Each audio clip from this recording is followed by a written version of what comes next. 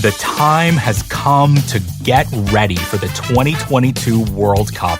And what better way to prepare than by revisiting the World Cup's most amazing goals? I'm Brian Phillips. I'm making a podcast about the history of the Men's World Cup, told through the stories of 22 iconic goals. The show's called 22 Goals. It's out now on the Ringer Podcast Network, and we're having so much fun. This episode is brought to you by Anytime Fitness. We may talk a whole lot about sports, but when it comes to keeping fit ourselves, there's definitely room for improvement. I hit this point early July. I was just like, I am not in good enough shape. I started trying to walk at least 15,000 steps a day, or hiking, or just anything to keep my legs moving. Now it's the end of 2023. I feel great. I had a physical 3 weeks ago, and the guy was like, "You're doing great. You're doing better than you were 3 years ago." I felt great. Whatever your goals are, progress is possible thanks to Anytime Fitness. Get a personalized plan and support from an expert coach anytime, anywhere. Visit anytimefitness.com to try Anytime Fitness for free. Start to train for your life. Terms, conditions, and restrictions apply. See website for details. This episode is brought to you by Read, Write, Own, Building the Next Era of the Internet, a new book from entrepreneur and startup investor Chris Dixon. If you're listening to this podcast, you know what it's like to be part of a community of fans. You value the people who play, perform, and create for everyone. Well, what if there are more ways to support them, more ways to be a fan? And what if you had even more ways to connect with the teams, artists, and other creators that you love? Even though creators make the internet valuable, how much value do they get for their work? Well, that's mostly up to a few big tech companies. Shouldn't creators get more from the platforms they make successful? More value, but also more say, more control, more ownership? Read, Write, Own explores an alternative future for the internet, one that reclaims control for creators, fans, listeners, and gamers, the people who not only use the internet, but make it useful. Read, Write, Own imagines an internet built by us for us. So order your copy of the book today or learn more at readwriteown.com. I need sports to have to clear the room. Stand up and walk now. Hello and welcome to The Watch. My name is Chris Ryan. I am an editor at TheRinger.com, and joining me on the other line, say it, it's Andy Greenwald. Hey, what's up? What's up, buddy? I'm in Philadelphia, Pennsylvania. I had to get to the center of the athletic universe. I got myself on a flight to Philly. People don't realize this. You actually get called home. You know, it's kind of like the National Reserve, the beacon, but for civic pride. Yeah, it's like a tractor beam, and I can't avoid it. So they put the Tasty Cake logo in the sky, and you're like, I guess I gotta go. Phillies are in the playoffs. Eagles are undefeated. It's Cowboys week, and the Sixers season starts next Tuesday. And Phillies aren't just in the playoffs. Well, they're in the playoffs. They've stayed in the playoffs by advancing, by winning a series. I kind of consider the wild card game the getting into the playoffs part of getting into the playoffs. Do you really think a best of 3 series is like a real thing? I think, and I should say, because clearly I'm the guy with his eye on the clock, and I like to really keep this podcast timely. We're going to talk about some TV shows. I've got an interview that's mostly about baseball, if we're being honest, with old pal Ben Gibbard from Death Cab for Cutie. A lot of good stuff to discuss, but this wild card weekend was insane. I mean, it did make all sports fans that I know turn into Lloyd Bridges in Airplane. Like, it is so weird to start your playoffs by essentially freebasing. You know what I mean? Like, there was no gateway drug. It was just like, this is the most intense, refined form of Walter White meth immediately. So how much did you watch some of the Phillies wild card series against the Cardinals, right? Okay. I did. Did you watch any of the Eagles against the Arizona Cardinals? I did. Yeah. I was just on bird a murder everywhere. flight for most of the Eagles-Cardinals game, sitting next to a drunk Cardinals fan, which would have been weird because I also had like a very alarming mid-air incident with my plane. And I was like, this would be really strange to die next to this guy, you know? I mean, I can't believe, I'm just impressed you found the Arizona Cardinal fan because he wasn't in his home stadium. Well, it would have been also like if they had found my, like, I guess this is really morbid, but like, can you imagine if like the only thing left was this guy's Cardinals hat? I can't. I mean, I think our listeners should know. They know this because they revere you. And part of your cool is literally your cool. But in my experience, CR, no stress flying. He's Whitaker. I don't mind it. I like it. Yeah. I think flying is great. He's just fine with it, right? Yeah. I've been in 3 American cities in 4 days. What a country. You know? That's amazing. Yeah.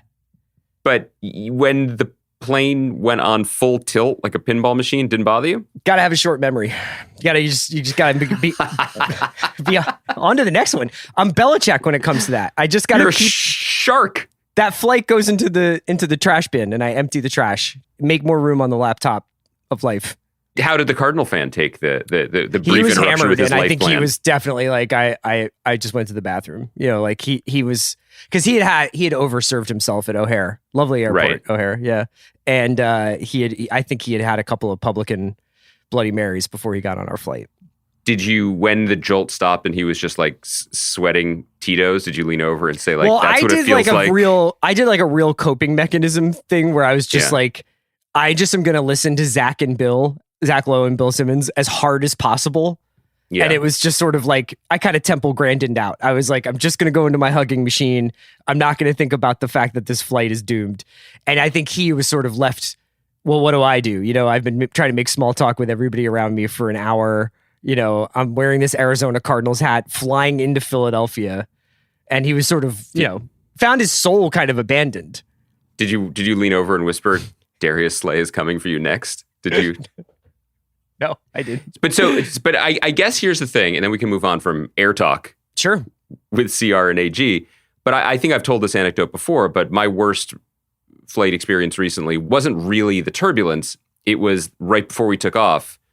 The guy was just like, everyone, as you take your seats, just want to let you know that we recently flew this flight from Los Angeles, and we're now returning from Albuquerque, and we experienced turbulence that I would describe as extreme. So we will not be serving you drinks. For the safety of my crew, I will not allow them to unbuckle themselves during the duration of the flight. Yeah. If you consider this, if you consider yourself weak-stomached, locate your air sickness bag now. Did you locate your air sickness bag? Chris, I locate it the second I bring my own. You know what I mean? Like, I don't even need to look. But like, my body went into some sort of just... I think we know now. I am not fight or flight. I am just complete shutdown. Yeah. Like I just lost feeling and just disappeared into the Headspace app, which was fine. It's just one of those things. Those situations are over pretty quickly, but you really do have to make peace with God up there sometimes. It's tough. Well, the worst thing is then it wasn't bumpy. It was just a total head trip, right? And you were like, I could have had a gin and tonic. To go with my gin and tonic, you mean? Instead, I'm sitting here with my barf bag the entire time. Just trying to convey like charisma and competence to Kim Dickens, who is sitting right in front of me. That's right. Hey, it's fine, Kim. You can trust me with your career. Hey, hey. What show do you want to talk about? Because I will skip House of the Dragon this week. You can listen to me on Talk the Thrones if you want to hear my thoughts on Targaryen succession. I made a joke about it in our intro, and I know you did see it, but we can skip talking about it this week. There was a couple of things. I thought it was absolutely menschy of you to watch an episode of Sherwood for me. I really appreciate that. Yeah. So you signed up for BritBox for that? Or did you already, was that one of those, like, I've somehow already been paying for BritBox for 3 years? That's AMC Plus. AMC Plus for me, it's like, I remember one year in Brooklyn, I went to the dry cleaner on the corner and they had like pictures up of their like cruise vacation that the very nice family had taken during the holidays. Yeah. And they were like, I was like, oh, you look like you had a nice trip. And they were like, thank you so much for the trip. And I was like, what do you mean? They were like, we really, really thank you. Because I guess my wife and I had really been like really supporting them as they went tarpon fishing in the Keys. Which was good. Like you want to know if your money's going to the right place. But so no, AMC Plus, like I keep being like, oh, I guess I got to sign up for it. And yeah, because every time I'm like, Gangs of London's back, and you're like, okay. Sure. And you're like, wait, I already get this. So I want to talk to you a little bit about it's just an instant download. So, so BritBox, we talked about this briefly last week. We're going to talk about the show Sherwood. I watched the first episode. I want to definitely discuss it. But I really didn't think I understood what BritBox was, as evidenced by me asking you last week, what is BritBox? So BritBox is an app service. You can get it through the App Store. You can go online. and it's a collaborative project, right, Mhm. between the BBC and ITV to just give you the best of, I guess now we have to say, His Majesty's prestige content. And it is I would say so, that it is the best of. There is also BBC content winds up getting co-pro'd a lot, Right. so it winds up in different Right. places. But go on. Okay, but I want to do an exercise with you, Chris, because I couldn't believe it, what I was seeing. Like, it absolutely felt like Clickhole to go on BritBox. Okay. So I'm going to quiz you. I'm going to name 6 shows that are on the homepage, 5 shows that are on the homepage of BritBox, and 1 is made up. Okay, I read a lot of Guardian, so you should know that going into this. If I Okay. lose this, I'm going to be mad at myself. Here are, wait, no, I have 6 real ones and 1 fake one. Okay, ready? Scotland's Finest. Okay. You don't need to answer until you're done. The Barking Murders. Murder in Provence. Stonemouth. Trauma. Suspect. Crime. Are you sure you weren't just looking at the like the verticals of genres? Yes. Although there was a vertical called Docs, and I thought it was medical shows. Oi, Doc! Knowing the I've British, got- it might just I've be got biscuit. documentaries about different peers. Yeah. So I would say Scotland's Finest is not real. it was a trick. They're all real. Okay. There's a show called Crime. It's so beautiful. It's like when you watch a French cooking show and they're like, you must reduce the stock in such a way with a raft above it that soaks up the impurities, and it's just pure meat juice, right? Like that's Uh-huh. what BritBox is for people who like crime shows. There's just, I don't even think it's real. There was something with what's her name, the great Julie Walters, and it's just called Mo. And it's about the Yeah, I'm 20th sure she's like a century's- detective, right? No, she's the pluckiest prime minister in Britain. Or so it's just like, I love it. This tiny island is just extra. It's a great thing. The thing is that one of the reasons why I really like this place, and I don't mean to damn it with faint praise, is that there is no sense of like, we need to scale this product. Yeah. Or it's just like, there is a sustainable audience for Shetland, Yes. and we will make content for them or make that content available for them. So shout out to them. Do you want to talk about, well, I guess we should talk about Sherwood. So I Yeah. mentioned this last week. This is a show starring David Morrissey and Leslie Manville and Joanna Foggett. And it's a mystery set in Nottingham in the present day, but one that it links back all the way to the 1984 miners' strike in England, which I guess you're getting a crash course in now that you're watching this show. And I thought it was just like excellently well-made television, which isn't like a really great angle to Right. take on a show, but I think that it has elements of it that feel cinematic and moody and very atmospheric, and then it has elements of it that are just like, these dudes know how to make a television show and like just get this mystery propped up. So what did you think of it? Well, also, I think you outed yourself last week. You usually don't like to play favorites, but you said this is your favorite miners' strike, right? Like of all the major miners' strikes that you devote your free time to, like Yeah. this 1984 miners' So you strike know what is happened, the best right? of the best. In the 70s, they had a Yeah. miners' strike, and all the other industries or many other industries went along with them. Please, I'm sorry if I'm giving too much of a Wikipedia version of this history. I'm sure I'm getting some if details he wrong. is, call Scotland's Finest. And they had like basically all the other industries are like, we're with you. And they essentially brought the country to its knees, and they had to give the unions what they wanted, which I'm sure they deserved. And then when they tried it on Maggie in the 80s, she was like, joke's on you. I've been squirreling away coal for a minute. Yeah. So we don't need the unions. And also, like, we're trying to take this whole thing private, hiring a bunch of scabs. Didn't go well. But that scab versus union dynamic pretty much fuels the tension and the conflict in this show. Yes. And I mean, I don't know if this is right. I've watched one episode of how many are there? There's 6, blessedly. It seems like the past isn't past. You know what I mean? It seems like maybe some stuff from back then is going to be relevant to now. Do you feel like No, that's an accurate assessment? unlike me with my airplanes, where I'm just like, on to the next one, these guys are like, no, I'm still thinking about that strike, man. I really think you said it best, though, in setting it up, in that, like, the most refreshing thing about this for me, and there's a lot to recommend, and I really enjoyed the hour. I want to stick with the series. But I loved how in the pocket it was. Like, this is a show about a place and a crime. Here are these people. We're giving you details enough about all of them. We're not going to hold your hand, and here we go. And this doesn't need to be more than that. It does not need to have supernatural elements to make it seem more important than it might be, such as True Detective Season 1. It does not need to be shaped and designed to win an Emmy for one performer over another, which, is the case even in material we adored, like Mare of Easttown, right? Like that is a Kate Winslet vehicle. It was packaged as such, sold and presented as such, and it worked. I really, really appreciate the intention and scale behind the show. It's rare to see. I mean, you know what? It's probably not rare to see this at all when you're hanging out in the BritBox. That's right. But when you're watching Mo, where you're just getting those eps of Mo up. There was one show, it was just called like Crisis Season 24. Like, that's so many years of crises. Also, for the headers for the different like comedy, it's just Eddie Izzard. Yeah. It's a small country, like we've talked about this, but like when you and I used to just rush to the record stores so we could have the privilege of spending $8 on a 50-cent copy of Melody Maker, and I'd be like, I wonder if there are new singles by bands that I love out this week, and instead it would be like Father Ted Christmas Spectacular, which I guess was a show about a rural priest that was really popular in the 90s that I sort of had to bluff. Anyway, it's really well done.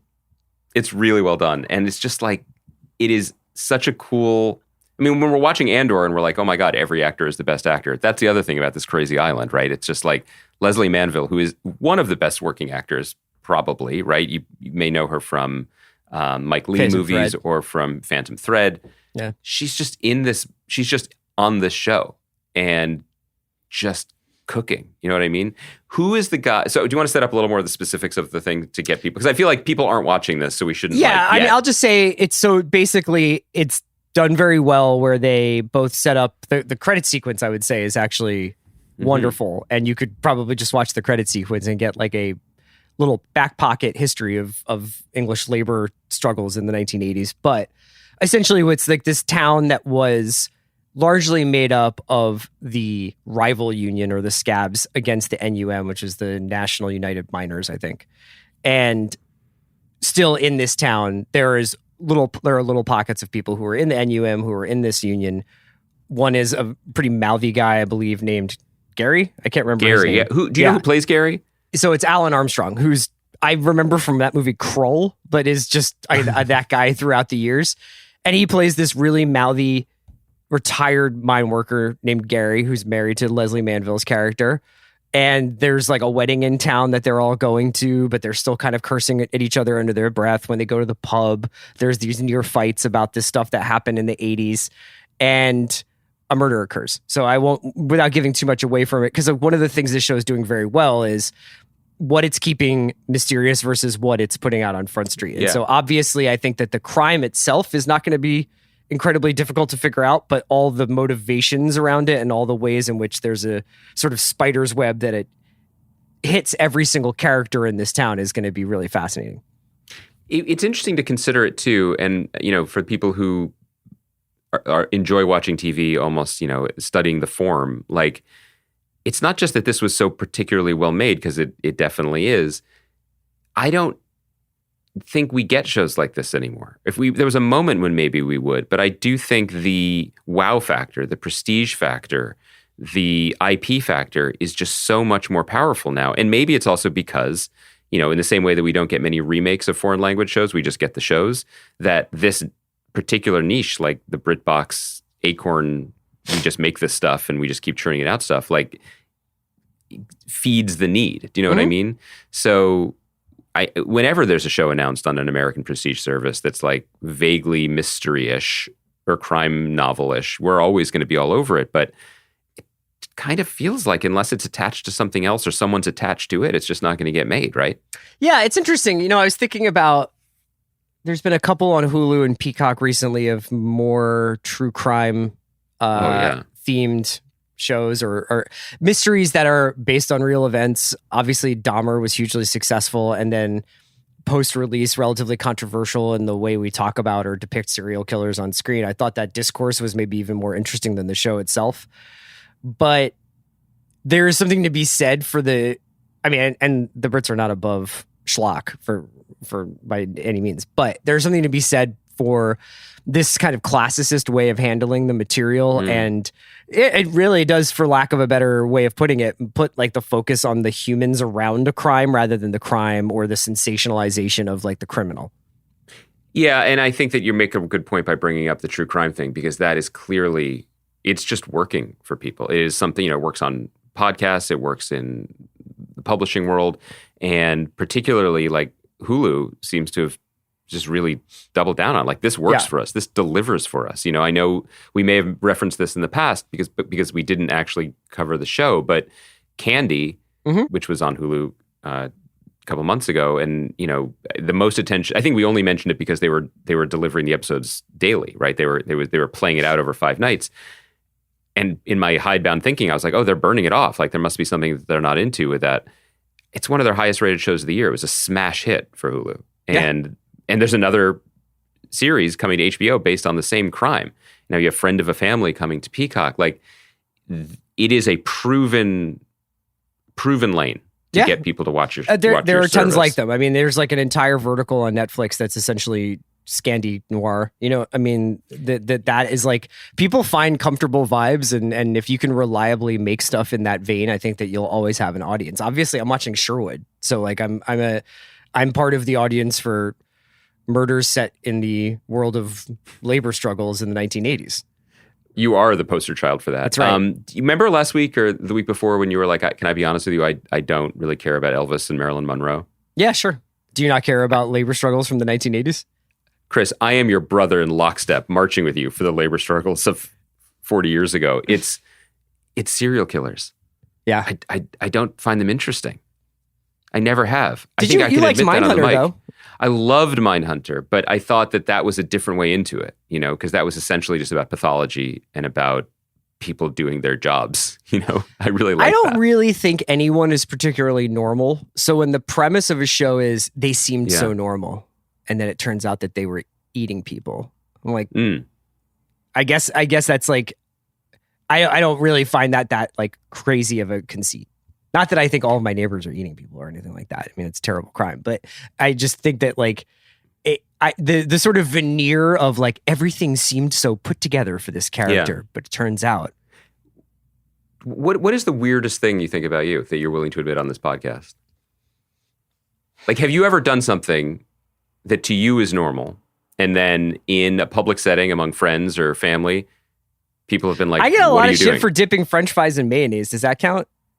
Yeah, this is what I'm talking about. This is the level. Like, we'll save the other stuff for the Patreon, where you really admit it. But that's because you're European, right? Sure. Right. Well, I'm out here on BritBox. Can we talk about milk for a second? Actual milk? I feel like, I don't know if I've said this on the microphone, but What's happening on this podcast today? Don't we still have like an hour-long Ben Gibbard show? We haven't mentioned the Marvel show that we're talking about. Oh yeah, we're going to talk about the Marvel show, but I want to ask you something. Like, okay, that there's that Reddit, like, am I the asshole? Like, am I the weirdo here? Okay, so a couple of years ago, I was at Fire Island, a kitchen you've been in many times. This is not my home, but this was a rental home that a group of our friends would sometimes spend time in, right? Yes. And a couple of our mutual friends were there, and the kids had gone to sleep, so the adults were then eating the desserts that the kids had not finished but left on the table. And someone was like, and I'm not a big dessert guy, but someone was like, would you like an Oreo cookie? And I was like, yeah, I'm not made of stone. I like an Oreo cookie. And then people were talking. I took the Oreo cookie. Conversation continued. I stood up and I went over to the refrigerator and I poured myself a small juice cup with some milk in it to pair with the Oreo cookie, because it's a classic pairing. And it was like a record scratch. And everybody was staring at me. Come on, and they were can't like, trust East Coast elites with this kind of shit. What are you doing? They were like, are you drinking milk? I was like, yes. They all drink milk. They just drink oat milk or almond milk or soy milk, right? But that was the thing. I was at a coffee shop here the other day. Maybe not as a in front beverage. Right. So I am the weirdo. It was just a pair. Well, with I guess cookie. that's more of like a creamer thing. So you were at a coffee shop the other day. It was a dairy sommelier, and the people in front of me were like ordering their expensive drinks, as I was intended to do as well. And the woman was like, "What dairy would you like in it?" And they were like, oat. Does anyone drink anything else? And they all had like a big laugh. And I was like, ma'am, I would like a cortado, please, with the finest squeezed cow's juice. Because I am the savage that your previous customers are afraid of. Well, you've got very strong bones. And she was like, away from me. But she was talking the way people talk about psychedelics. She was like, I didn't mean to offend you. I'll drink cow's milk sometimes. It suits a small serving. She didn't call it cow's milk, did she? Yes. Yeah, what are we doing? A different coffee shop. Yeah. It was Andy, in your neighborhood. I'm sticking to mine. Okay. Over the weekend, before we get to your Ben Gibbard interview, I wanted to talk a little bit about Werewolf by Night. I did too. A Marvel special presentation, I think they're describing it as. Yes, directed they did. by famed TV and movie composer Michael Giacchino, right? Giacchino, yeah. Giacchino, thank you. Based on a character I didn't know existed, but is a essentially werewolf man hybrid who But only by night. Only by night, which is good. I mean, like the daytime werewolf is an undiscovered, like a really market inefficiency, if you ask me. But it's a little wordy. Like no one thought you were working normal 9 to 5 hours werewolf.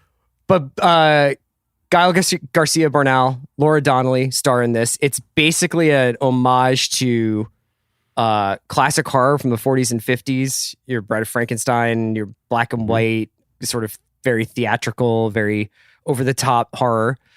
This is a really neat, cool little idea. Like, I don't know that I will ever watch it again. I don't know that that's not supposed to be damning praise.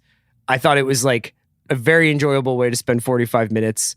Got me in that spooky season hashtag. I'm down for like special presentations.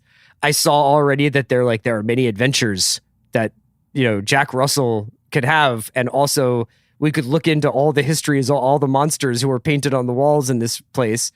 Do you want to tell me a little bit or tell our listeners a little bit about what this is about? Yeah. So, one thing that's sometimes hard to remember is that these comic book companies that became famous and known for publishing the superheroes that dominate our lives today existed before the superhero boom in the 60s. Marvel was called Timely Comics. DC went through other names as well, but they were just publishing what people read. And sometimes they were Western comics and sometimes they were detective stories. For a long time, they were monster stories, monster comics. And there's a tradition of some of these characters, not just, public domain characters like Dracula, but specific monsters like the incredibly named Man-Thing, who is in this series. He's Ted. That's Ted. That in some cases, I think Man-Thing was created later, but predate, Iron Man and Captain America. And over the last decade or so, it's been fun to watch more adventurous comic creators and writers try to fold in that completely anachronistic branch of Marvel history, for example, into the main history and say that these are all part of the same shared universe, but also more broadly that comic books aren't just superheroes and you can tell different kinds of stories with them. And I really loved this special for its understanding of that concept and its fidelity to the fun spirit of that concept. And it didn't try to do too much. Yeah. You know what I mean? In a way that felt really, really noteworthy. I mean, I know that everything about this is bracketed and parenthetical. It's like, hey, we're just having some fun here. It's Halloween. It's a special presentation. We're not saying that it's connected to the next 6 series or whatever, despite your correct observation that it could be. I hope they realize that's a feature, not a bug, right? That like the low-key nature of all of this, including the sort of relatively muted promotion for it, is a great thing. Yeah, and there's... This isn't as good as Andor, but its existence makes me have a few of the same good vibes for the larger MCU project in the same way that Andor does for Star Wars. The only thing wrong with this is that what's wrong with me, which is that my starting line for horror is like to feel like I've had defib paddles put on me. So anything that's like not soft by any means, but tender or in the poltergeist zone of like, spooky. Yeah. That's like not necessarily my particular lane. But that being said, like I really enjoyed myself. It just wasn't like, it wasn't like exactly what I go to But I don't really watch a lot of monster movies or creature features. It's never really been my bag. It fell kind of in between a bunch of things in a way that I think was charming, but might cause problems going forward in the sense that it is a little bit tongue-in-cheek and winky clever in the way that Marvel things often are. Gael Garcia Bernal is awesome as someone who pretends to be a monster hunter, but is in fact a monster himself. But his performance is a little bit tongue-in-cheek, as is a lot of the accoutrement, if you will, of this special. And yet sometimes the violence is like, she cut his arm off with an axe. Like, are we doing that? Like, yeah. It's no more gnarly than like Sam Raimi when Sam Raimi's doing his own stuff. But the line of what we're doing here in the Marvel Universe on Disney is always a little bit blurry. And so that was curious. I read Michael Giacchino say that like he thought it was going to be TVMA for sure, but because it was stylized in black and white and you couldn't see the blood spatter, they got away with it being like TV 14 or something. With dudes getting their arms chopped off and stuff? Yeah. Yeah, or like getting a silver bolt through the bottom of their chin and, well, Laura Donnelly holds them while they die. I mean, that was intense. Yeah. But there was something that it was the style. I mean, I think Giacchino gets a lot of credit here. It's black and white. There's some really nice shots. Did you know he was a director? Or? Absolutely did not.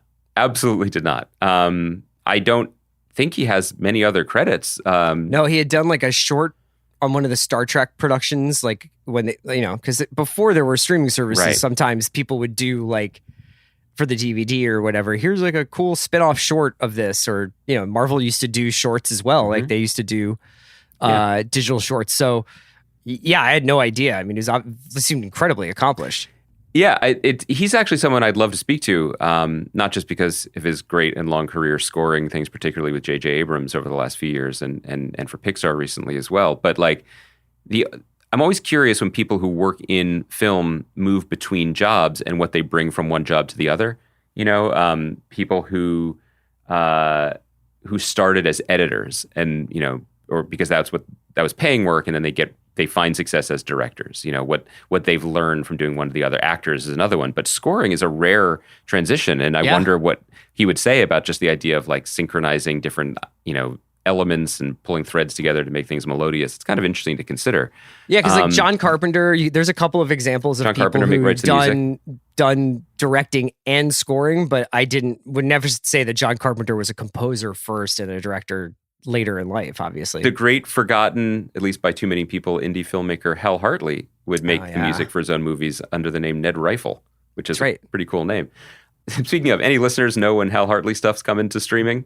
You just holler at your boys. So there's Hal Hartley is not on Criterion at all? I thought Simple Men was, but am I wrong? Sometimes Simple Men shows up. Sometimes Henry Fool shows up, but like Unbelievable Truth and Trust, I don't know. I never know how to find them. Anyway, Werewolf by Night, really good entertainment. Recommended really by good the Watch Marvel. Podcast. You know who else is really good? Is Laura Donnelly, who I'd seen only briefly in The Nevers. That's which sort of ill-fated when did Joss you watch Whedon The show. Nevers? I watched the pilot. I feel like I'm on top of all this with you. Really?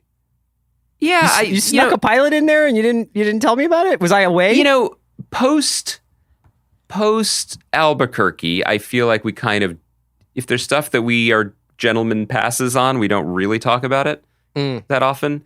I think when it's too big to fail, like House of the Dragon, sometimes we gotta mix it up. But generally, we like to spread positivity on the podcast. You gotta mix it up. It for me. My fucking guy Amond is ascendant.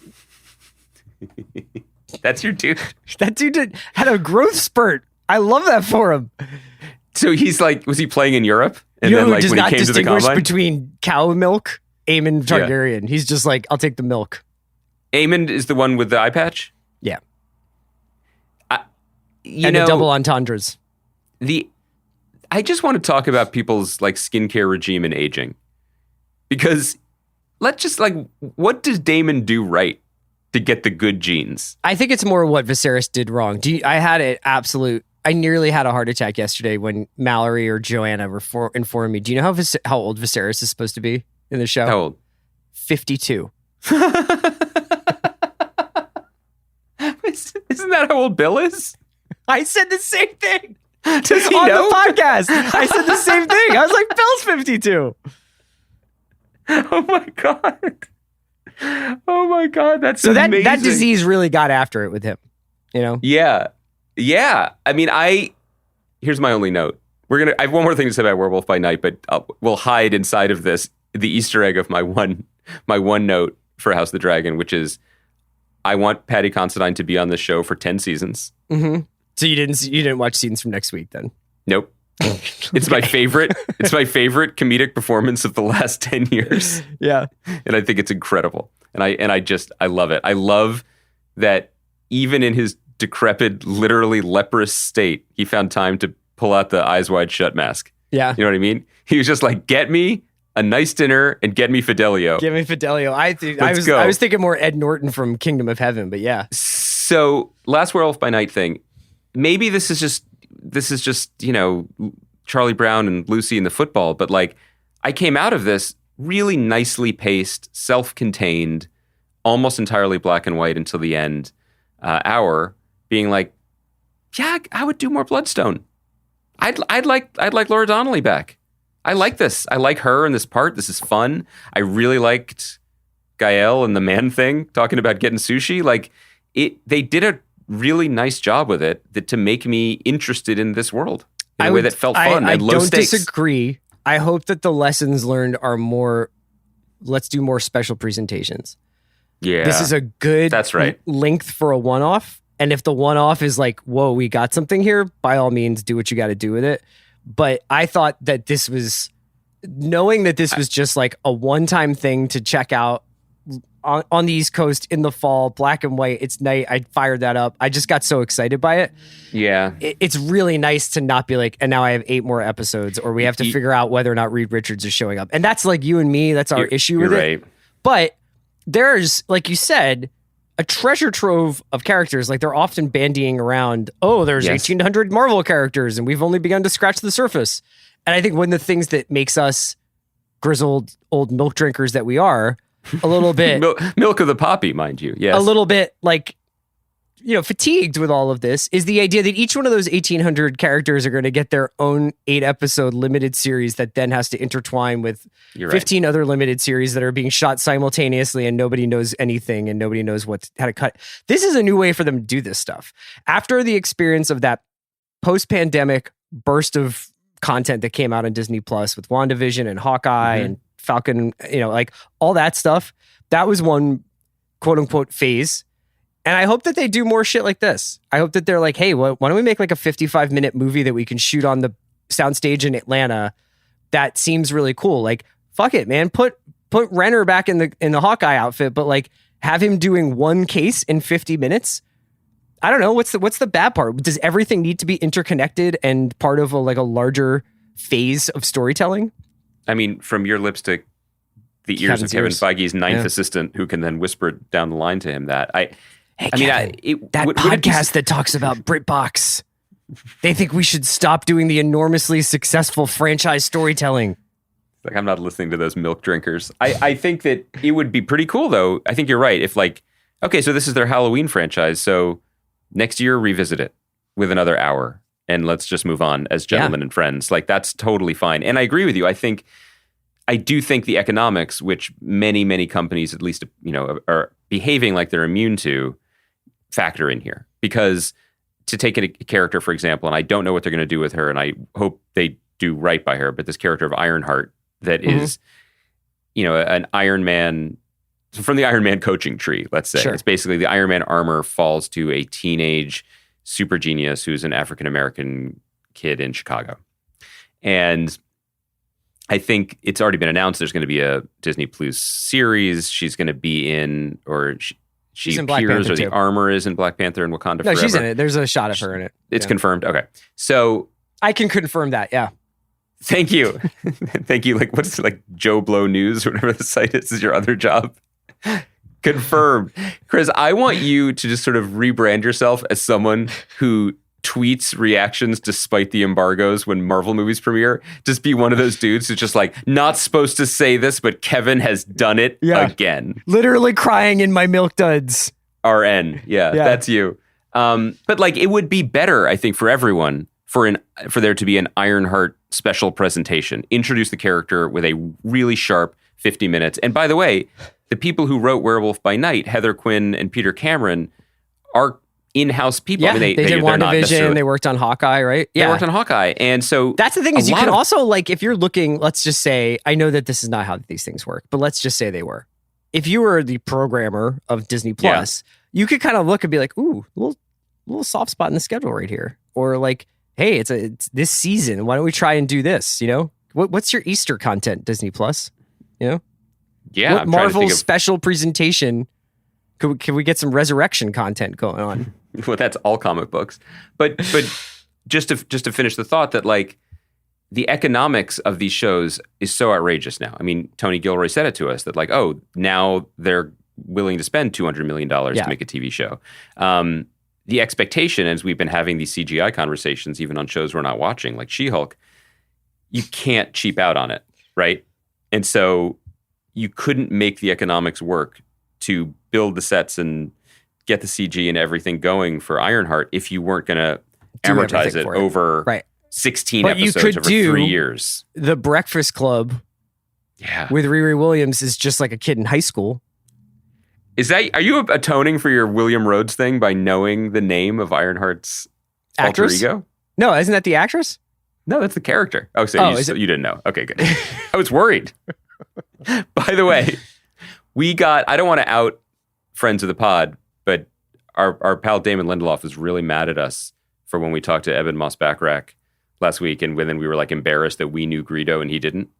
He was like, it's kind of hard not. I mean, he's a pretty cool guy. It's hard to like be like, yeah, like I'm not going to correct him if he doesn't. I couldn't also tell if that. I mean, with all due respect to him, is that true?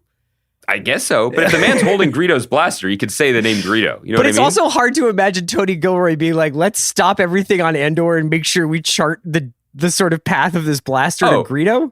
Tony Gilroy does not know whose blaster it was. He's listening to our podcast being like, that guy drank what? Yeah. So do you think it's like a prop guy came up to Eben Moss-Backrack and was like, yeah, this is Greedo's blaster. Yes, use it well. Yeah. And he's like, really? I'm going to pretend not to know that guy's name. Yeah. Andy, do you want to set up your Ben Gibbard interview at all? Yeah, just that it's always fun to talk to Ben. We've known each other for a long time. We recorded this last week. And so some context, Death Cab for Cutie's 10th album, Asphalt Meadows, is out now. The band is on tour now. The record is really good. I mean, Ben says he thinks it's their best record in a decade, and I'm not going to argue with Ben. It was worth noting that we recorded last week a day or two before the playoffs began, but when Ben's team, the Seattle Mariners, had finally come off the schneid, as they say, and made the playoffs for the first time in like 21 years. So that's really all he cared about and wanted to talk about. Since then, he has completely lost his mind because the Mariners won their first series, just like right. So, for the sake of Ben Gibbard and for the Philadelphia Phillies, we will call the wild card round the playoffs. A significant playoffs. Yeah, I'm not saying wild card flags don't fly forever. I'm not saying like that was really significant, but it was. I got the feeling that almost everybody who was celebrating their wild card victories were like, and now the real work begins. You know, they weren't like I'm going to drown in champagne tonight. I think they had a similar party on the set of House of the Dragon after the 8th fucking episode. Guess what? We could start the show now. Right? You're such a little... You're right. You know I'm right. Anyway, yeah, a lot of baseball talk. I liked last night's episode. You want to debate this for the 15th time. I enjoyed myself last night. Eamon and Damon are good TV. And really sound nice when you say them together. Yeah. Can you name all the children played by different actors in 3 episodes? Well, they all have been given much easier to understand, like remember, like Luke, Joff, right? Then there's another kid. Rhaenyra has 3 kids by quote unquote Laenor. Yeah, I think we're 2. I can't remember. And then she has she's doing some Daemon kids now, so she's got 2 of those, Viserys and Aegon. And then Alicent has 3 sons, 2 sons and a daughter. That's great. Yeah. One is Riri, right? One is Lieutenant Colonel William Rhodes. That's right. The other is the Werewolf by Night. Okay. Yeah, it all starts to make sense now. All right, we'll get into this interview with Ben. We talk about music, careers, baseball. It's a good chat. And deepest apologies to Kai McMullen for producing today. Just respect. I don't know. Apologies. Yeah, sometimes I think we give her really like a lot to work with, and then today I think we were kind of all over the shop. But I enjoyed it. I don't want to speak for Kaya here. She could unmute herself at any moment, but I do think that of all the podcasts she works on, she does great work on all of them. There are very few like just detours into lactose issues, like just like dairy choices, right? Kaya, does Tea Time ever venture into what kind of dairy do you like? I guess take their tea with lemon. Hottest Take does a lot of dairy content. Oh, yeah. Really? Oh, so Kaya's not listening. Kaya's not listening. I'm team milk. Oh, yes. See? I'm team 2%. Yeah, I just get offended when I'm like, I'll have my milk added coffee drink with milk, please. And they're like, what kind of milk? I'm like, nope. There's one kind of milk. My problem is that coffee shops only ever offer whole milk. Well, and right. I don't necessarily want a whole milk latte. That's a lot of milk. Well, it's the same amount of milk. You just don't want all that milk fat content. You prefer lighter milk. Yeah. They're not adding more. Yeah. Let's put this part right now at the top of the podcast. Just coming in cold with milk talk. Cold just milk the froth, if you will, on the well-poured flat white. We did it. We'll be back on Thursday with more watch content. I would venture a guess to say that we'll be talking about Andor and probably Atlanta and some other stuff. Kaya produced us today. Andy is my co-host and the Ben Gibbard interviewer, and we'll talk to you on Thursday. That sounds good to me. Let's get into it. This episode is brought to you by Mint Mobile. New Year's resolutions are fun the first couple of weeks. Then you kind of maybe conveniently forget about them halfway through January. No shame. It happens to us all. But this year I have a foolproof plan, at least when it comes to saving money. Just switch to Mint Mobile and you're done. Goal accomplished, because for a limited time, their wireless plans are $15 a month when you buy a 3-month plan. The great thing about Mint Mobile is there's no jaw-dropping monthly bills or unexpected overages, and all plans come with unlimited talk and text. Get this new customer offer today at mintmobile.com/watch. Additional taxes, fees, and restrictions apply. See Mint Mobile for details. This episode is brought to you by State Farm. You might say all kinds of stuff when things go wrong, but these are the words you really need to remember. Like a good neighbor, State Farm is there. They've got options to fit your unique insurance needs, meaning you can talk to your agent to choose the coverage you need, have coverage options to protect the things you value most, file a claim right on the State Farm mobile app, and even reach a real person when you need to talk to someone. Like a good neighbor, State Farm is there. You don't have to buy custom window treatments in person, because Blinds.com invented a better way. Blinds.com is 100% online. There's no showroom markups or waiting hours for quotes from pushy salespeople. A Blinds.com designer helped me pick the perfect style for free. And Blinds.com shipped free samples right to my door. You can DIY or book a pro like I did with just one click. Best of all, everything's covered with the Blinds.com 100% satisfaction guarantee. Shop Blinds.com for up to 45% off. Rules and restrictions may apply. Why is it that with sparkling water, I'm always playing guessing games with what flavor I'm drinking? Is it citrus? Is it aluminum can flavored? Not sure. Sparkling ice, though, they really mean flavor. Like in-your-face flavor. Orange mango, black raspberry. Don't even get me started on the strawberry lemonade. Kiwi Strawberry slid right into my taste buds DMs last night and let them know who's boss. No subtleties there, and no sugar either. But it does have vitamins and antioxidants. Find sparkling ice at a major grocery store or club retailer near you. Sparkling ice. Anything but subtle.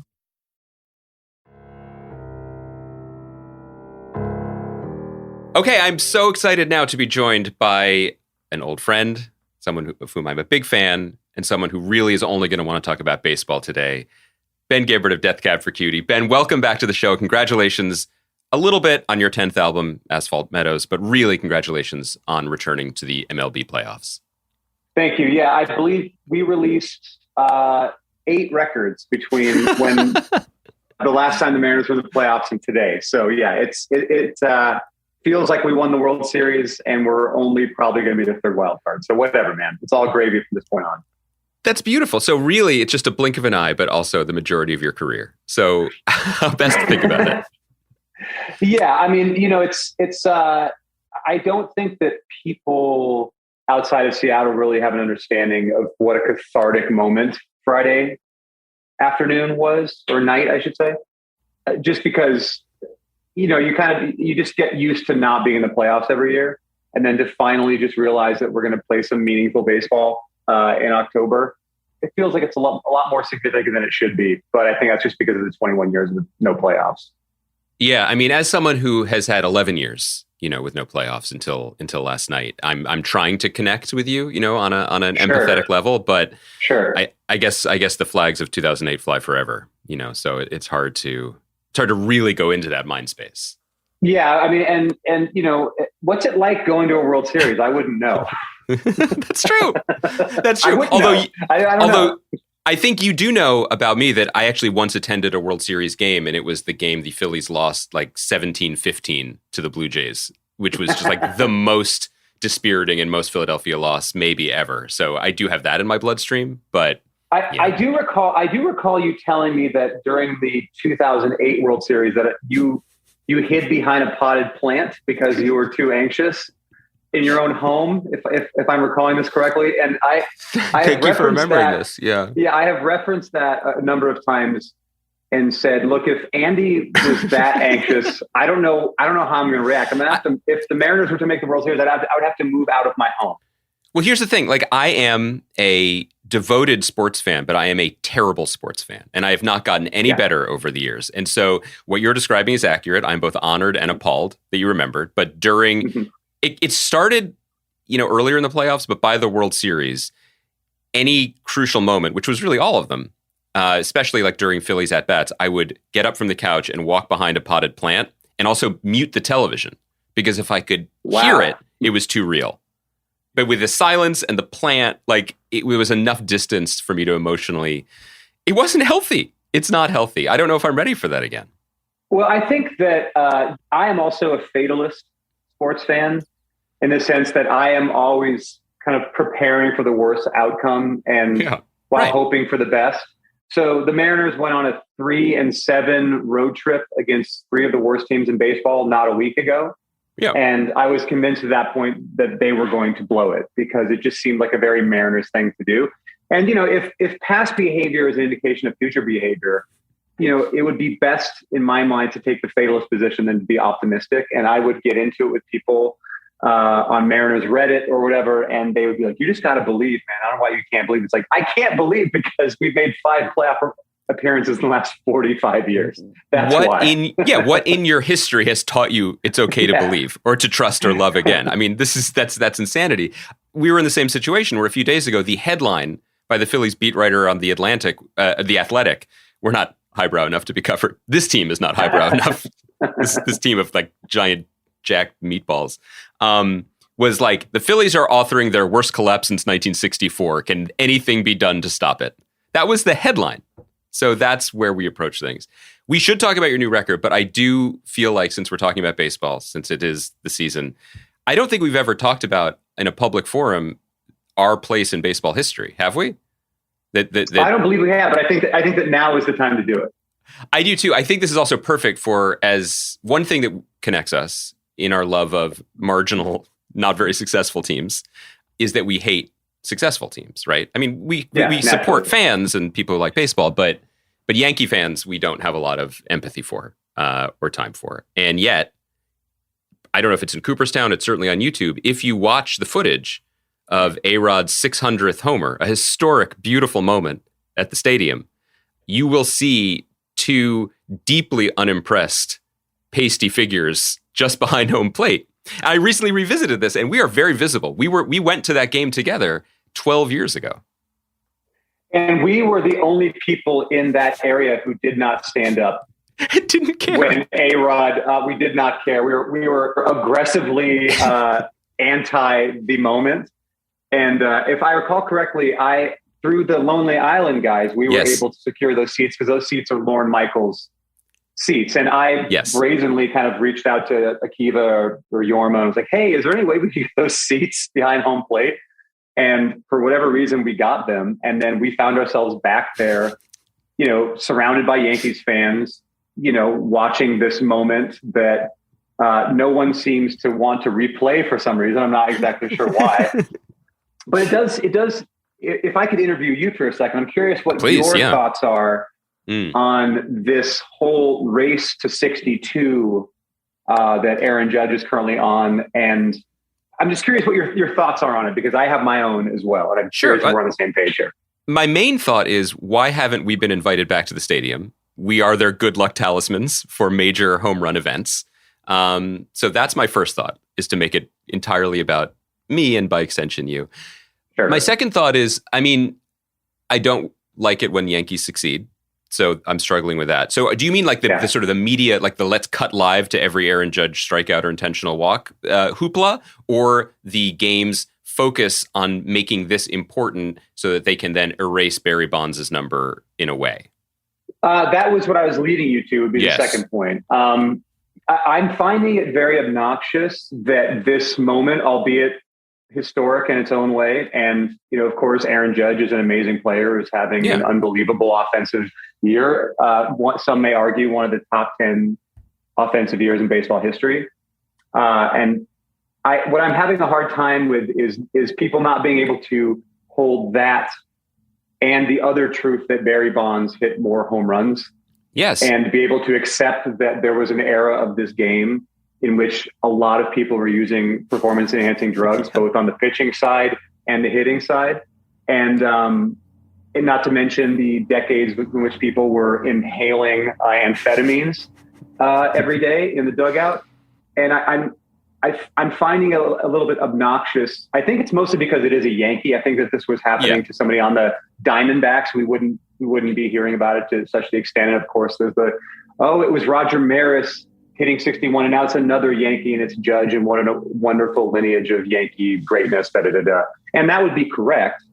But I'm just one of those guys who I just take the steroid era for what it was, and I believe, and those are the records now. Those are the numbers, and this I'm finding it obnoxious that we're seeing articles that are saying things like, will Judge be the new home run king now? It's like, no, he won't. Barry Bonds is the home run king. You may not like it, but that is the reality of the situation. Yeah, it's a bummer. I mean, my relationship with it in general is baseball has such a weird relationship to its history, right? Where it's just like picking and choosing what matters and celebrating only cherry picking what it wants to celebrate and pretending whole eras or whole personalities or people didn't happen. And yet at the same time, they're like, well, how can we make this game faster and worse all the time? So like, while I'm excited the Phillies are back in the playoffs, I'm the old guy. I'm like, how many wild cards are there?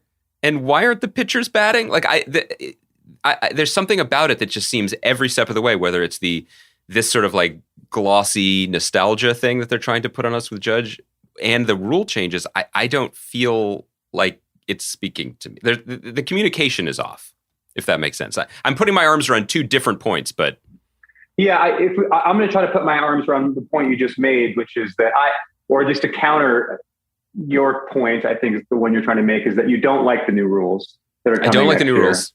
Okay, no, I love the new rules. Well, I don't like the new rules because we were talking about as a Phillies fan from 2008, I just think about Ryan Howard, whose career was basically ended by people being like, there are 4 outfielders now, and now you won't be allowed to do that anymore. And he would have had he had a great career, but he would have had a longer career. Wait, I'm confused. So I am for banning the shift. Yes, for banning the shift. Okay, and I am for a pitch clock. You're pro pitch clock. I'm pro pitch clock, and I'm also well, I'm an American League guy, but you can't tell me with a straight face that this last year of DH baseball in Philadelphia has been less of an experience in watching some guy flail at a pitcher flail at a breaking ball. My team is entirely DHs. I have 9 DHs. That is true. So I don't know what to feel about them at all. I like seeing people flail. That's, it's what I like in music too sometimes. I like people just reaching for things they can't quite hit, right? I'm trying to find a segue now. Okay, I see. We're segueing away. Okay, I'll roll with you on this one. Let's move away from baseball as much as we could talk about it for the next 2 hours. We could. This is dangerous because this is. My only ask is like I want to try to find some music questions that will get the same motivated tenor in your voice. Because I feel like sounds good. Because I know that this is a topic you're more interested in this today, but I do have to ask about the I understand. record. That's why we're here. Which is really good, by the way. And you're on tour right now. Where are we even speaking to you from? Somewhere on tour. Well, back to baseball. We are playing at a venue across the street from Truist Park, which is where the Atlanta Braves play. But we are not actually in Atlanta.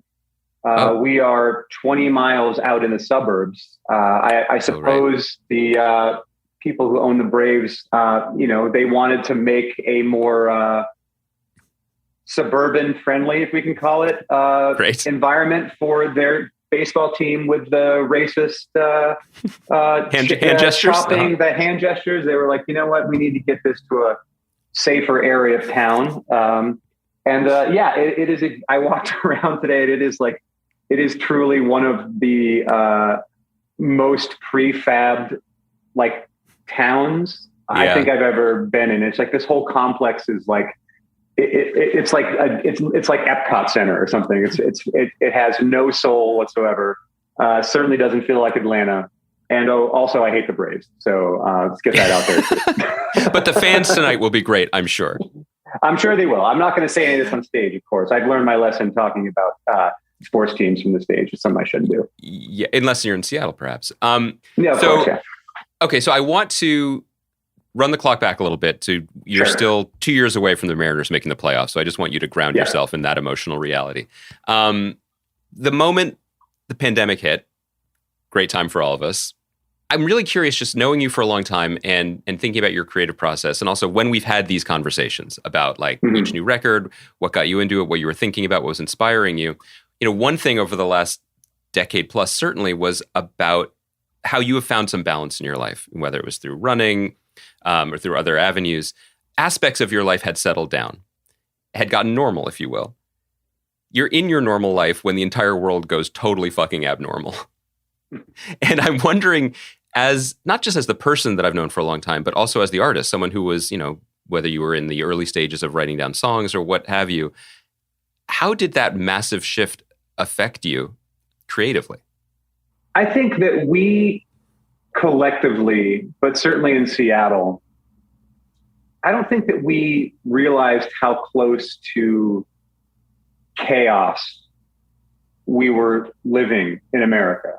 And I think that the systems that have always held to a certain extent and that we have taken for granted and assumed they would always work, they would always function, began to stop functioning properly. And for me, I guess a large part of my anxiety and kind of, I guess by extension, creative motivation was kind of leaning into that feeling of anxiety and the realization that so much of my city, of our country, of the world for that matter, that we assumed just would continue functioning as it always had, was on the border of just descending into complete chaos.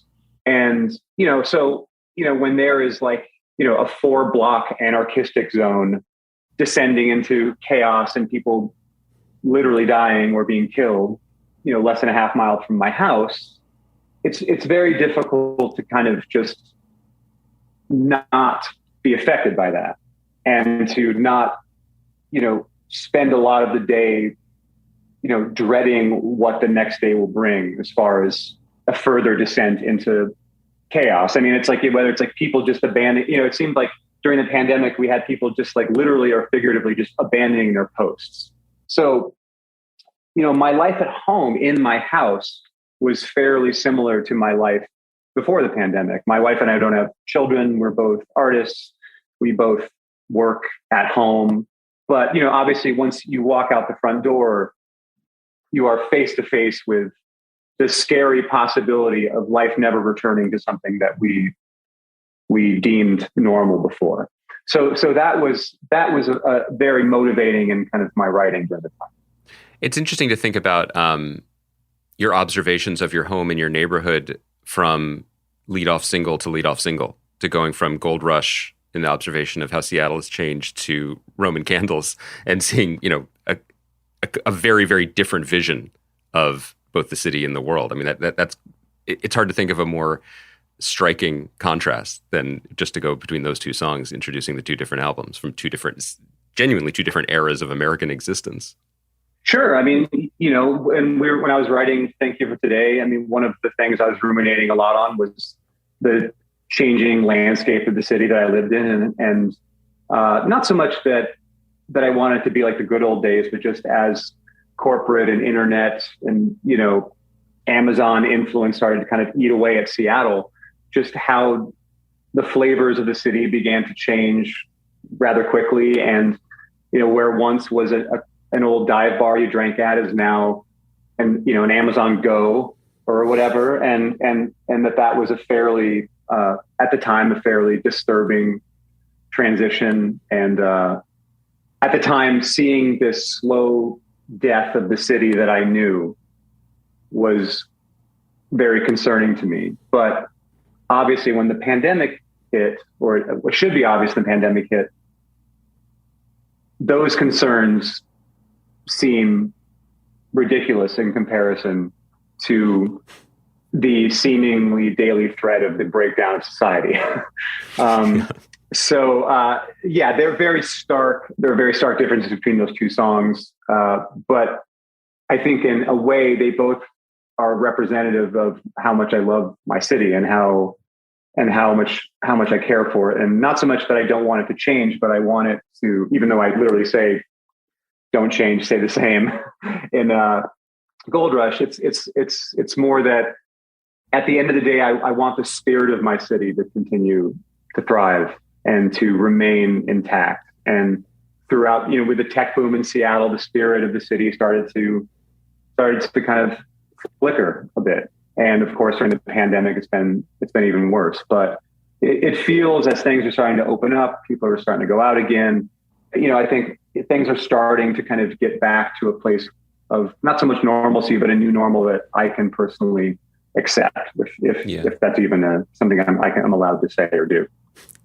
One thing that I really appreciated about both Roman Candles and the record as a whole, once I finally heard it, and I think I expressed this to you directly once the single dropped, was I really appreciated the way some of the chaos that you're talking about, even if it was purely, atmospheric, if you remained, fortunate and not directly affected by it within your home and within your life, some of that chaos has come into the music. I love that you came back with a noisier song. I love that the first song on the record, which is really a phenomenal track, is actively addressing, to me, the emotional experience of living through the last 2 years, which is I would like to lay some framework of understanding and control over this, but I cannot.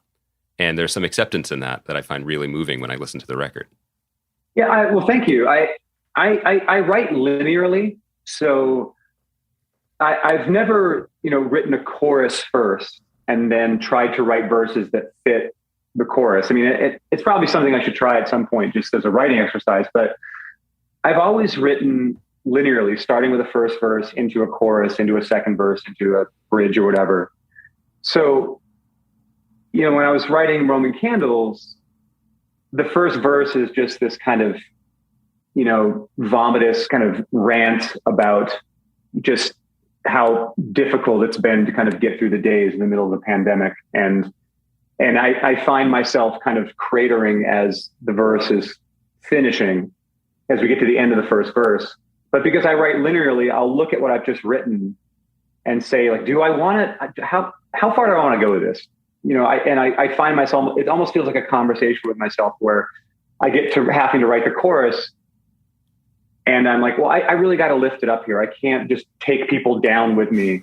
And I also want there to be something in this song that drags me out of this pit that I've dug myself into in the first verse. So coming back with, but I'm learning to let go of all the things that I tried to hold too long because they all explode like Roman candles. Like, sometimes the way I write it, it feels like a conversation I'm having with myself where if I am kind of starting to descend into the depths of despair, I'm lyrically trying to pull myself out of it in the chorus. And then that allows me to go back down again in the second verse. I feel like, because I know I'm going to get back to that chorus and pull myself up. So it feels like that's probably one of the reasons that these glimmers of hope cut through in some of the songs, because I'm having a conversation with myself as I'm writing the song. I like the idea of the conversation with yourself, because I was going to ask more specifically about what felt like a wonderful conversation that you had during the early part of the pandemic when you were doing songs from home and you were doing concerts from your house, connecting with people very actively, in a way that I think was very significant and meaningful to a lot of fans. And, during the darkest few weeks, certainly at the beginning of everything. How much of that experience, first of all, is that correct to even frame that as a conversation? Did you feel it as a two-way street between people making requests, commenting, feeding back to you. And then did any of that spirit of connection or conversation carry into the eventual writing and recording of this record, however many months later? Yeah, I mean, I didn't set out with the live from homes to have them be such an interactive experience. Initially, I have to admit, I was pretty nervous about doing the first one because I've just, being 46 now, we didn't grow up online. We didn't grow up sharing our every experience with the world and interacting with fans from the moment we put out our first single or whatever. It's been a very, the overwhelming majority of my life has been lived without social media. So I'm not very good at it, nor do I feel comfortable using it the same way that somebody who's 20 probably does. So in those early shows, I would see that there was a comment kind of board over on the right, and I'd be like, oh no, there's probably gonna be people in there just saying terrible things or like trolling me or whatever, because that's, I don't know how I got that idea. Why would you tune in and watch some guy play guitar and, singing songs that you like, and just use that opportunity to make fun of him? But that was where my insecurities lay, because there also wasn't a lot going on, so theoretically, right, exactly. Some people might be, yeah. Yeah, but the overwhelming majority of people were fans, of course. I mean, now that seems like a obvious now, but at the time I wasn't sure how they were going to go. And what I started to notice over the course of the days and weeks that I was doing the shows is that this little community was starting to form around the shows. And I would open up before I'd go live, I would open up the window and I'd see people in the chat, and they were saying things like, oh, I lost my job today. And somebody else was like, oh, I'm so sorry, Steve. Hopefully you'll get back on your feet. It was very clear that this was becoming a little small microcosm for people to kind of, that every day this was going to be the thing that at least a lot of them were going to do. Mm-hmm. This was something to kind of, center at least a portion of their day around. And it was the same for me. I mean, it wasn't an entirely altruistic gesture, because I found that I really needed it myself at that time, where, those early days of the pandemic when we didn't know what the fuck was going on. And, we thought we'd just be in our homes for a couple of weeks while the virus just passed on by, and then we get back to doing everything we did. And then as that turned out to not be the case, that's where, at least for me, a lot of my anxiety settled in. And I started to get my mental health started to crater. And doing these shows was incredibly helpful for that, because it gave me something every day that I had to do, and okay, what am I going to do? Okay, today's all Beatles covers, so I have to spend the day learning Beatles songs or whatever it might be. And, I won't say that, that sense of community necessarily made its way into the record, but what it did make me want to do was kind of mix up the way that we had been writing and working on music to that point, which had pretty much from the beginning of the band, I sit in a room writing songs, I send songs to band becomes familiar with songs, then we go in the studio and we just figure them out. So about maybe like a month into the pandemic, I kind of came up with this experiment where, there's 5 of us in the band, and there's 5 days in a traditional work week, and we would create an out of order where maybe Zach might go first and write a piece of music on the keyboard. He would upload it to a Dropbox. The next day, maybe Jason pulls it down, puts some drums on it. And then the next day I pull it down on Wednesday and I write lyrics and a melody or add guitar, whatever I'm going to do, and so on and so forth. And by Friday, everybody's contributed to this piece of music that may or may not turn out to be a song. And the rules that I set were, you have only 24 hours to work on it, and whoever has the piece of music in their possession has complete editorial control over what they're doing. So if you don't like that keyboard part, you can throw it out. If you want to make the song faster, you can time stretch it. If you want to change the key, you can do that. And so we started doing this alongside the songs that I was writing at home. And it somewhat like the live from home shows, it gave a sense of schedule and purpose to the week that otherwise never exists for me as a musician when I'm at home, because when I'm at home, I'm just kind of making my own schedule, writing when I feel like writing, doing other stuff, goofing off. And it's centered at least one day of the week entirely on the band for each of the 5 of us, which I wasn't sure that it was going to work, but I felt that worst case scenario, we might get some, bits and bobs that I could pull from in my own writing. But by the time the record was recorded, a little less than half, or around half of the record ended up being songs that started with that writing methodology. So, of course, like anybody, I think we would probably give back whatever pluses we got during the pandemic to not have a pandemic. But if there had to be a pandemic and we had to be stuck in our homes, at least we were able to kind of open up some new creative avenues for ourselves. Yeah, for sure. I mean, you think about a track like Foxglove Through the Clear Cut, which I don't know if it came from that process that you're describing, but it's unlike anything you've done before, and it's kind of exciting, both musically and thinking about you and your career and the band as a whole, that on record number 10, there's more here. There's a different path to go down, a different door to open and see what's behind it. Well, that's an interesting track for a lot of reasons, but primarily because that was a song that before the pandemic, I'd come across a big box of 4-track tapes. And for those who are not familiar, a 4-track was a piece of recording equipment, a home recording device that would take a regular cassette and take the 4 tracks, there's stereo right and left on the side A and side B, and run them in the same direction so you could multi-track on them. And before GarageBand and Pro Tools and Logic and stuff, this is how people like me made demos. And I used a 4-track for all of my demos between 96 and 2001.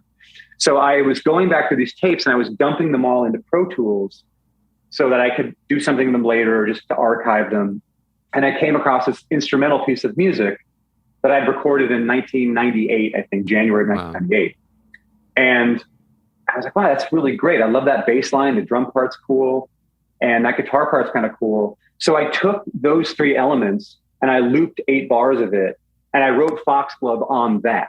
So that piece of music is this weird bridge. That song is a bridge between literally the stuff I was writing on the first record and what we're doing as a band now. And it, of course, we stripped out a lot of we're not using any of the original tracks from the old 4-track cassette, but, Zach replayed some stuff on keyboards. Everybody added their own elements to it. But I think that one reason maybe that song has been resonating with fans of the band, or certainly fans who've been around for a long time, is because its DNA is in the very first kind of version of the band.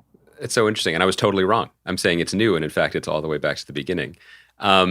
One thing that I found interesting is that because this is record number 10 and because your career almost stretches the length of the Mariners playoff drought, sorry, I had to say it. That's fine. You're getting asked more and more to like rank and revisit. And you're unsurprisingly very, very good at this because you're a very thoughtful person, but also you are a fan of careers and albums and things like this. And if people haven't read it, like I thought your conversation with Stereo Gum was just great.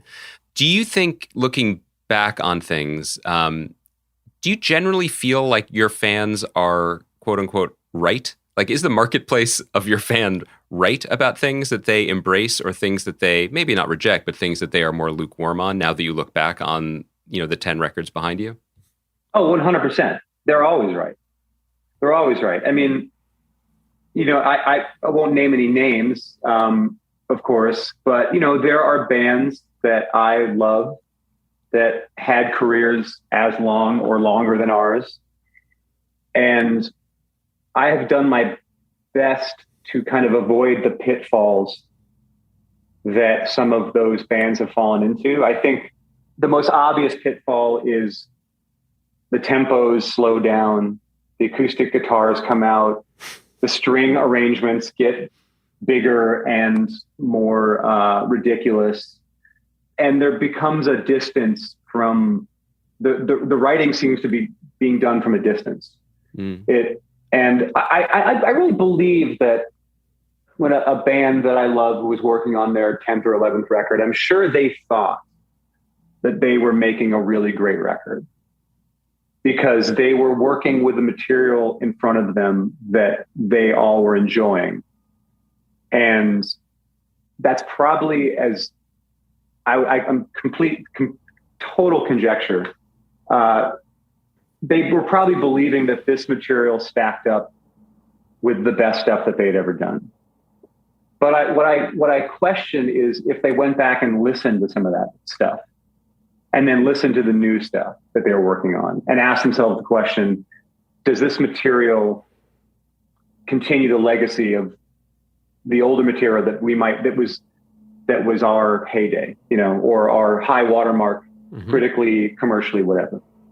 And, I'm not going to sit here and say that that's something that I'm doing with every record, but what I feel like as a fan primarily, what I want from a band or an artist that has been around as long as we have or longer, what I want in a new record is the reminder of why I love that band. And I want a new record, of course you want to, I think it's very difficult for an artist or a band to make a record 25, 30 years in that will be culturally seen on par with their zeitgeist moment record. So much of how we view an artist's work is in the time and place in which it's made, the culture around that record. These are things that cannot be replicated. So, if fill in the blank band who had made an amazing record in 1992 makes an equally great record in 2022, it won't have the same cultural kind of cachet because of the time period in which the first record came out and the connection with which people have to that first record. So for me, what I want to do with this band is I only want to put out records when I feel we truly have something to say. I'm very cognizant of not drowning our fans in material. I feel that there is this trend that starts to happen later in some artist's career where they decide that what their fans want is more music. And as a fan myself, I don't necessarily want 5 records from my favorite band in a calendar year. I want one record every 5 years that can be an event and something that can remind me why I love this band and make me go back and listen to the old records and connect the new material with the records that I loved when I was a teenager or in my 20s, whatever. So I feel like I'm rambling a bit, but the short answer is, yeah, the fans are always right. I mean, I feel if I'm able to turn the guns on my own band in the last 10 years, I think we have made a lot of great songs, but we had not made a great record. And, I'm very pleased to see that the general response to Asphalt Meadows is that it is our best record in over 10 years, which is something I would completely agree with. Even Pitchfork. Crazy, right? Crazy. I know. Yeah. Yeah, it's interesting though. I mean, it's as a fan myself, acclimating to the new record and remembering what it feels like to have songs that speak to each other as much as they speak to me is really nice, and used to be the defining factor of my relationship with records. But as things have shifted, I think I've shifted with them. And I agree with you about this record. Not to harp on it, but I am curious because, as you just said, you turn the guns on yourself as well as anyone. And sometimes that results in good songs.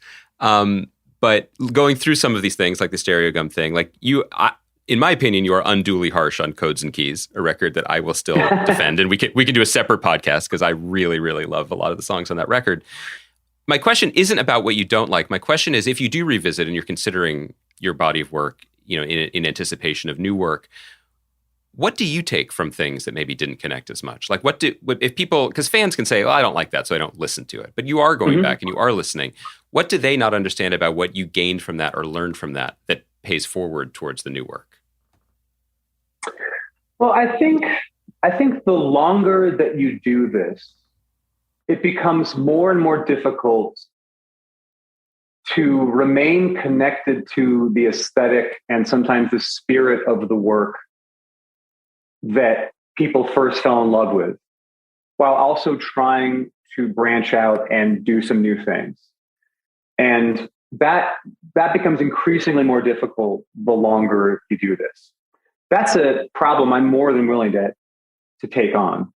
But what it means is that you're not going to hit every time. It's like, I think talking about Neil Young's career is fair game at this point.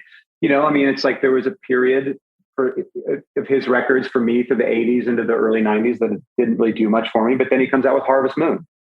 And Harvest Moon, for me at least, is a perfect distillation of the things that I love about Neil Young, while also being written and sung from the perspective of Neil Young at that age. And so in a career as long as Neil Young's, or a career that is continuing as long as mine and ours, there might be some longer periods between the last record that you truly loved and the Harvest Moon. But the Harvest Moon is coming. And I think the longer a career, the more missteps that you are going to have in the eyes of the fans. And that's just something that one has to accept. And you have to understand that fans feel that way because they care, because they love your band, because they love music. That's, if my favorite band makes a record that I don't like, it's almost personally offensive to me. But that's because I love that band so much. And I want everything they do to be great. And the reality is that that's simply not possible. But as a fan of you and your songwriting, but also a fan of the length and breadth of careers, which is maybe another way of saying I'm also old now. I really love when there's more to be found. You keep digging the same furrow and there's more there. And so I think about a song like Title and Registration, which is now almost 20 years old, and a song like We'd Like Waves, which is just a few weeks old in terms of our consciousness. And both are centered around emotional experiences around automobiles. Only one features Prefab Sprout, which I had to mention on the podcast because that meant a lot to me. I don't know if that was I don't know how many of us received that transmission, but I did. But the emotion of the new song feels incredibly relevant to you and your life and your experience now and your perspective. There's no reason to compare those songs necessarily, other than I'm reaching for an auto metaphor and you wrote both of them. But it does feel like a furrow is continuing to be worked and there's more there and there's a different perspective on it now. And I think that's sort of the beauty of a longer career and following it. I feel that way. And I appreciate you saying that, because that's a song on the record that I'm incredibly proud of. And I had written an earlier version of it. The first couple lines I was really fond of, like We'd Like Waves, the Canadian plains run ocean wide, flowing to the sky. I had this whole thing and this image in my mind that I originally was thinking about my friend Torque, and I had written this. The rest of the song was kind of a love song about, I love Torque, but not specifically about Torque. And I found, this is Torque from Stars, right? I don't know many other Torques. We lost Peter Torque a few years ago, so I know this is right. Yeah, no, this is Torque Campbell, and we had, a handful of years ago, we had kind of had done this, driving around in Canada, and I was just like, we were literally listening to Prefab Sprout, and I ended up kind of backtracking on that song and thinking, like, I really need to write a song about a male friendship that we have been friends for over 20 years, Torque and I. And I felt that was a more relevant thing to write about at 45 than to write another lost love song, which, I've got plenty of those and probably will have a lot, a lot moving forward as is my way. But I felt this like very strong urge to kind of backtrack and write a song about where I was in my life with a friend of mine, and talking about, the kind of person that we could have easily been doing this similar road trip in our 20s, and now we're in our 40s. And so, putting the song into the world, I was like, I don't know who this is going to resonate with other than Andy Greenwald. Yeah, exactly. Thank you. but it felt like a much more honest thing to write about, and a much more honest voice to use than to kind of try to continue in a lineage of brokenhearted love songs, which I have been, known for over the years. And it's a song that I'm incredibly proud of, because I feel like my instincts were correct to begin with, and that I should be writing about who I am now and the experience I'm having, versus trying to maintain a specific narrative lineage that I've kind of written a number of times already. But also finding the vein of the same rich emotional vein. I mean, the song communicates its emotions very clearly as songs you'd written about, as songs you hadn't written specifically for me. Let's just say that, as the person in his mid 40s who likes Prefab Sprout, Stars, and Death Cab for Cutie, like, I appreciate the personal shout out, but the emotions are still present, and they're more, it seems like they are relevant to you today, in a different way, which I think is part of the power of it. Very much so. And I think my best songs are the ones that, while I'm writing them, I can I can visualize every detail in the room where whatever series of events I'm writing about are occurring. They just seem very vivid, and I'm not reaching for them. And, there are certainly songs in our catalog that I felt I was reaching for that turned out to be songs that resonate deeply with people. But I think with this record in particular, there's not a single song on this record that isn't incredibly vibrant in my mind in writing the song, I wasn't reaching for anything. Everything was just right at my grasp, and I could see every song as if I'm watching a movie. That's thrilling, and it comes across. And you've been very generous with your time as always. I'm thrilled about the album. The band is on tour now and will continue to be on tour for the next few weeks and months, and maybe even to the next year. But I do have to bring it back to baseball briefly before I let you go. So yeah, we're at the cusp of the playoffs. The J-Rod experience is in full effect, potentially for the next 12 years, which congratulations on that. That is great. But I have to ask you, okay, so this is a quick game of Would You Rather. Now, okay. I have a feeling the answer is going to be clear for all of them, so we can buzz through it pretty quickly, but maybe I'm wrong. So, for example, would you rather have a Mariners World Series championship or Death Cab play Saturday Night Live again? Mariners World Championship. It's not even a... Right. Well, that's why we started with that. Okay. Yeah. Would you rather have a Mariners World Championship or a #1 record on the Billboard charts? Mariners World Championship. We already have a #1 record. I loved it. See, got to give you a little room to flex. Would you rather have a Mariners World Championship or a #1 song? Hot 100. That I don't think you've done. Mariners World Championship. You haven't given me anything yet that I'd want more yet. Okay. I assume the answer for the other ones on this list, platinum plaque, Grammy, forget about it. You want the World Championship. Yeah. Andy, my entire career after 1998 has been complete gravy. So, and I often talk about the Seattle Mariners with friends, and I say things like, look, I have lived a charmed life. I had a wonderful upbringing with a wonderful family. I have wonderful friends. I'm living the rare existence where I said at 13 I wanted to play music for a living, and I'm doing it at 46. And throughout my entire life, at least from the time I was 6 on, I have watched a pretty terrible baseball team. And I've said to people that, I live a charmed life, and the Seattle Mariners are my cross to bear. Mm-hmm. They are, at the end, and as it is with sports, they mean absolutely nothing and everything at the same time. You and I, as what I would consider fairly intelligent, intellectual, you probably better educated than I, but still educated, middle-aged men.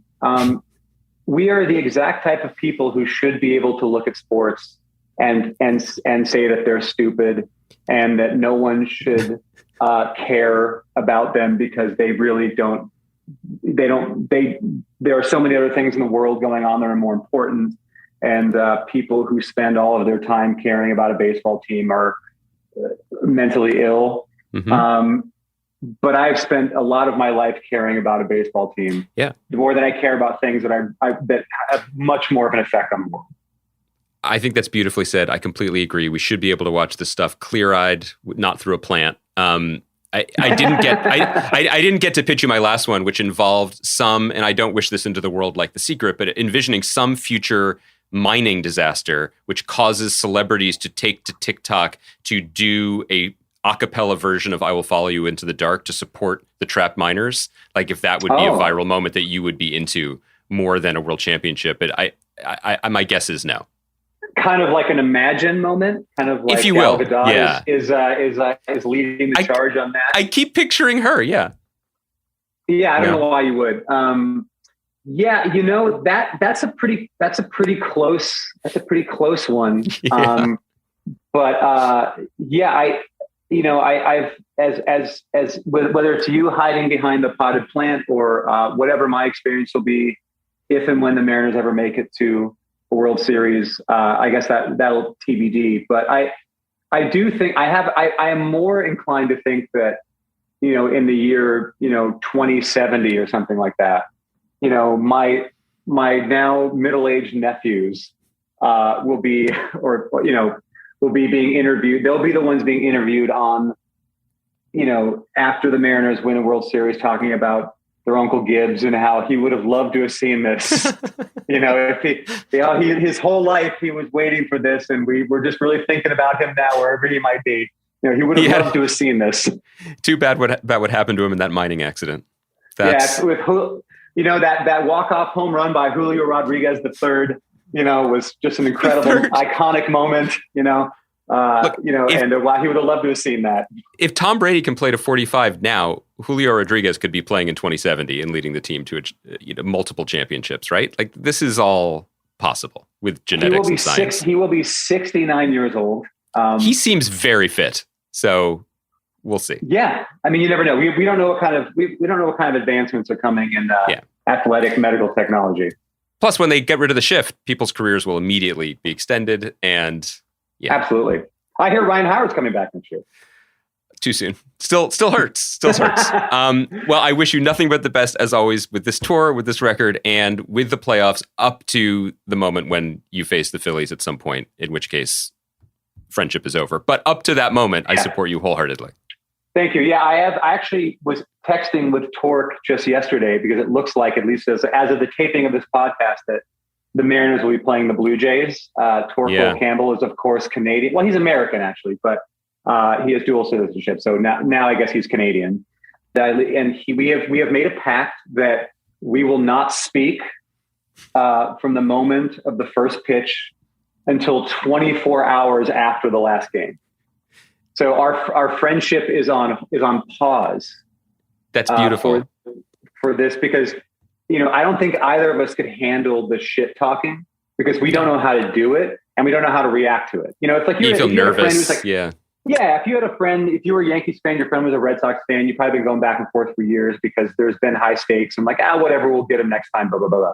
This seems like a once in a lifetime thing for both of us. So we're not going to risk our friendship over some shit talking over like a Vlad or Julio home run. The worst and most confusing thing of what was otherwise an amazing experience, which was when the Eagles beat the Patriots in the Super Bowl, is we didn't know what to do, and we had nothing to say even to the Boston fans. Because the Boston fans were like, well, we have many more. And we just didn't know how to contain. You guys knew what to do. What to do was to eat horse shit, in Philadelphia, if I recall correctly. That was something that your people did, I believe. But that was just Tuesday. That had nothing to do with the results of the football contest. All right. What a pleasure to talk to you again. You're always welcome on this podcast. And at some point, we have to do a running podcast. We've already narrowed the field by talking about baseball. And so then next time we could just talk about middle-aged men running and end this podcast. Those are the two things I love the most. Yeah. I know. I'll love it. So that's all I want to talk about. So yeah, I guess if we have to talk about music, if I have to put a record out or something, whatever, I'll figure something out. It's starting to feel like maybe that's just a phone call, but I look forward to it regardless. All right. Awesome. Good to see you, buddy. Take care. Good to see you too.